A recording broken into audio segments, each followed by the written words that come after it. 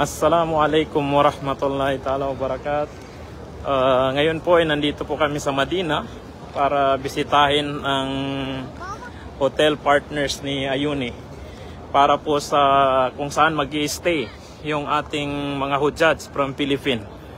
Inshallah, ang hotel po na partners ni Ayuni is nandito lang po mismo sa katabi ng Masjid Nabawi.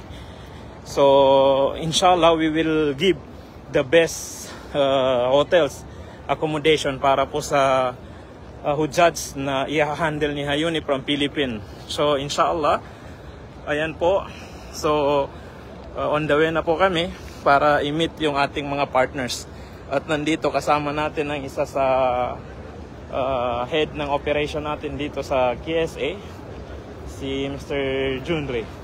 So inshallah, nandyan yung Zamzam Pullman Madina at isa sa ating partners sa Ayuni, inshallah. So pareho lang din doon sa Makkah. Yung mga partners natin is we are near in Masjid Haram, doon naman sa Makkah.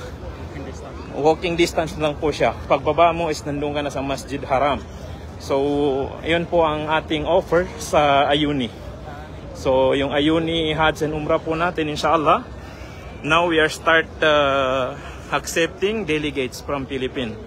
So ipopost po namin sa aming page yung packages, inclusion and amount, which is reasonable po siya because we are here international company which is based in UAE and KSA.